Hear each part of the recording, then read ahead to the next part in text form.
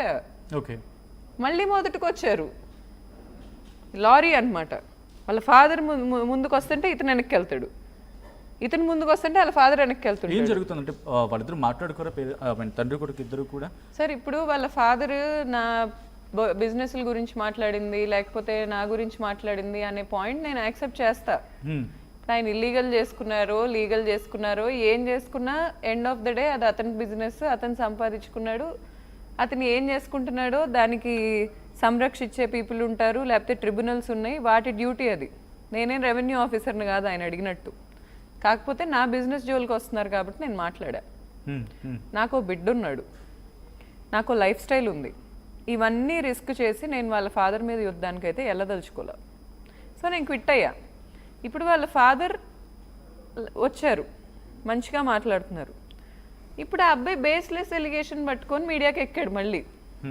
ఇప్పుడు అరిచాడు సార్, సరే మగాడికి చూసే సాటి మగాడికి పాపం ఎంత ఆవేదన పొందాడో అనిపిస్తుంది. ఆవేదన పొందడానికి ఆయన ఉండాలి కదా. కేవలం స్టాండ్ తీసుకుంటేనా, కేవలం దానికా? ఇంటికి వచ్చావని ఒక్కసారి చెప్పావేంటి? ఈరోజు నేను చెప్తున్నా 2 సార్లు వచ్చారు ఏంటి? ఇప్పుడు నువ్వు ఉండగా రాలేదా ఒకసారి? అసలు ఇప్పుడు జగద్వజ మన బిడ్డతో ఆయన నా బర్త్డే పార్టీలో డ్యాన్స్ వేస్తే రేపు ఏదో ఒక విధంగా మన బిడ్డకే పనికొస్తారు కదా అందరూ. పనికి వచ్చినా రాకపోయినా అట్లీస్ట్ బయటకు వెళ్తే ఒక సర్కిల్ ఉంటుందిగా. దేనికంత రప్చర్ చేసుకొని ఇప్పుడు నిన్ను బిల్స్ ఇంటర్వ్యూలు చేసిన వాళ్ళందరూ నేను పర్సనల్ టార్గెట్ చేయనా? ఏమన్నా కామన్ సెన్స్ ఉంటే చేస్తానా? మన అవసరంతో మనం ఇక్కడికి వచ్చాం. ఇన్ని కోట్ల మంది మనల్ని చూస్తున్నారంటే మన షిట్, మన న్యూ సెన్స్ వాళ్ళు చూస్తున్నారు. నీకు ఎవరి గురించైనా నేను మాట్లాడింది నచ్చకపోతే అది నాకు చెప్పు, అంతేగాని ఎవరు పడితే వాళ్ళని నాకు అంటగడితే కుదరదు.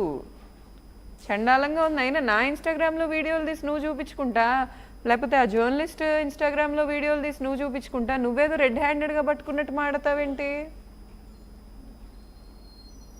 ఏమన్నా ఉండాలి అసలు. అంత బురద జల్లేదు, అంత బురద. ఎన్ని పేజీలు ఎన్ని యూట్యూబ్ ఛానల్స్, ఎంతమంది అరిసినా అక్కడ లేనిది పుట్టించలేరు అబ్బాయి. చెప్పేది అర్థం చేసుకోండి. నేను అక్కడ విజువల్ చూస్తున్నప్పుడు డిడ్ యూ ఫీల్, మీరు అనుకున్నారా అక్కడ నిల్చోబెట్టి తను అడగాలని చెప్పి, లేకపోతే ఈ థాట్ లైక్ పైకి వెళ్ళి మాట్లాడుకుందా, లేకపోతే వాట్స్ యువర్ థాట్స్? ఆ టైంలో ఏమవుతుంది మీ మెదడులో, మీ మనసులో ఏమనిపిస్తుంది? సార్ నన్ను కింద ఆపారు. ఓకే, అది వదిలేస్తాను. నన్ను కింద ఆపినప్పుడు ఎదురుగా ధర్మం వస్తుంటే నాకు నవ్వు వచ్చింది. ఎక్కడున్నా సరే నువ్వేం చేసినా బాగా బతుకుతావు అనిపించింది నాకు. నువ్వేం చేసినా ఆఖరికి రేపు నువ్వు ఎవరినైనా నిట్ట నిలువు రోడ్డు మీద మర్డర్ చేసినా రేపు నీకు నలుగురు అండగా ఉంటారు, నిన్ను నలుగురు బాగా చూస్తారు అనే పాయింట్ నాకు తెలుసు. నేను ఎంత గోత్రు అయ్యి మళ్ళీ పైకి తిరిగి నన్ను కూర్చోబెట్టి నాకు నువ్వు ఎలిగేషన్స్ చేసుకుంటా, ఏంటి మనిషినేనా నీ దృష్టిలో? అనుకున్నారా అక్కడ అడుగుదామని చెప్పి? లేకపోతే కాదు సార్, అసలు పంచాయతీకి వస్తా అన్నాడు సార్. ఓకే, డింగిన ఇలా లైవ్ లో కనిపిస్తాడు అనుకోను కదా. నేను రెడీగా లేను ఇంట్లో. లైవ్ లో చూడగానే టకటక, నాకు ఇంత ముందు వచ్చిన స్టూడియో కాబట్టి టకటక వచ్చేసా. నేను కారు కూడా మీకు అడ్డంగా పెట్టి వచ్చేసా ఎంట్రన్స్ లో. ఓకే, ఎందుకంటే ఉంటాడేమో త్వరగా వచ్చి కొన్ని అడుగుదాం అనుకున్నా. 90% హరిగా తను వెళ్ళలేదు, పనుంది వెళ్ళాలని చెప్పి హరి అయ్యారు. యాక్చువల్లీ ధర్మ, నీకు ఏం పనున్నా నేను చెప్తున్నా కదా, నువ్వు చేస్తున్న ఎలిగేషన్లో నువ్వు ఫెయిల్ అవుతావు.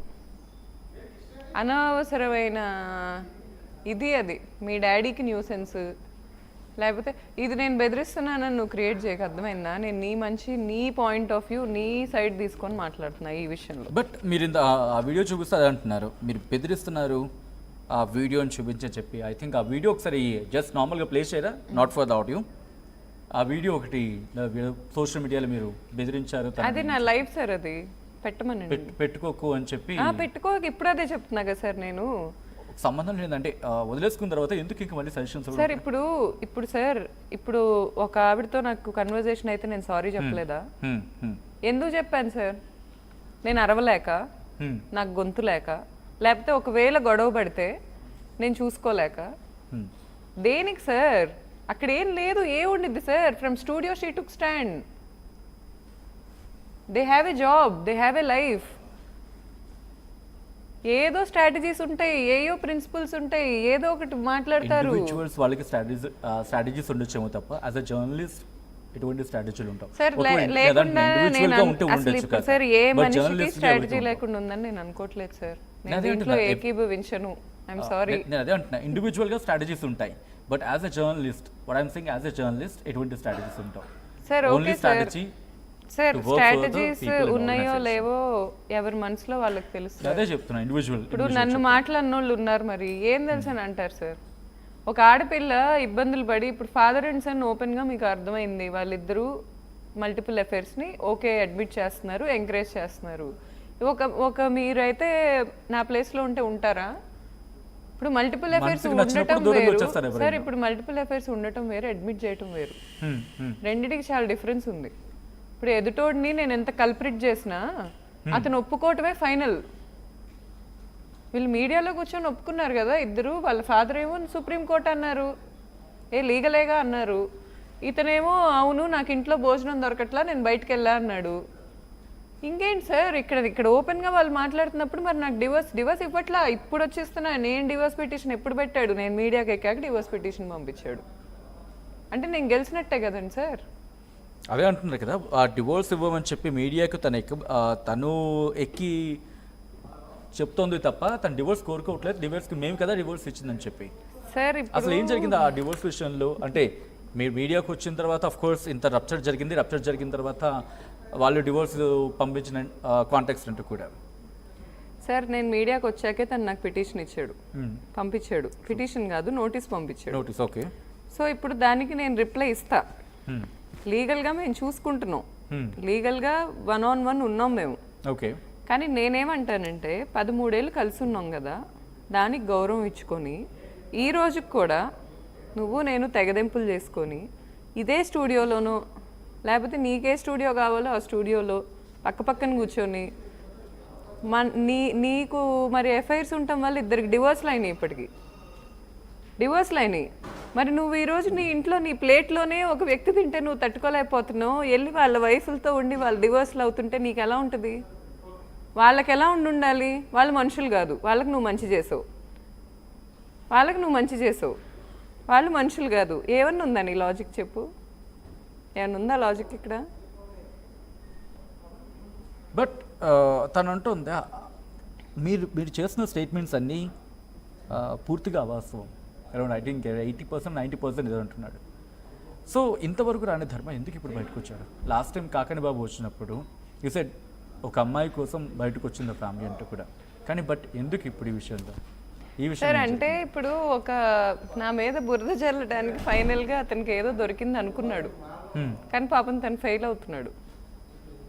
ఎందుకంటే సార్ ఇప్పుడు నాకు ఏ వ్యక్తికైనా ఒక సంబంధం పెట్టాలంటే ఆ వ్యక్తికి నా మీదన్నా ఇంట్రెస్ట్ ఉండాలి, నాకు ఆ వ్యక్తి మీదన్నా ఇంట్రెస్ట్ ఉండాలి. ఇక్కడ both ways nothing, just respect. మీరు కనుక నాకు బయట కనిపిస్తే, ఒకవేళ మా కజిన్తో కనిపించారనుకో, నమస్తే సార్ బాగున్నారా, ఆల్ గుడ్ అనేది ఎలా మాట్లాడుకుంటాము. నా కజిన్ని ఇన్వైట్ చేసినప్పుడు నా కజిన్తో పాటు 10 మంది వస్తారు. ఆయన చాలా సోషలైజ్ అయ్యే వ్యక్తి. ధర్మ సినిమాకి కూడా ఉపయోగపడ్డారు, కాదని చెప్పమనండి. ఇప్పుడు ఆ సోషలైజ్ అయ్యి అంతమందిని ఇతని సినిమాకి కూడా తీసుకొచ్చారు. అప్పుడు మంచోడు. ఈ రోజున నాకు స్టాండ్ తీసుకున్న వాళ్ళందరికీ నాకు అంటగడతానంటే ఎట్లా కుదిరిద్ది సార్? ఆ జర్నలిస్ట్ నాకు స్టాండ్ తీసుకున్నారని నేను అనుకోవట్లా, నా కజిన్ నా స్టాండ్ తీసుకున్నారు. తప్పేంటి సార్? ఇప్పుడు నా కజిన్ నా పరిస్థితిలో ఉంటే నేను తీసుకుంటా స్టాండ్. ఏముండిద్ది అందులో తప్పు? అతని బెస్ట్ ఫ్రెండ్స్ అందరికి చెప్పుకున్నాడు అతను ఇలా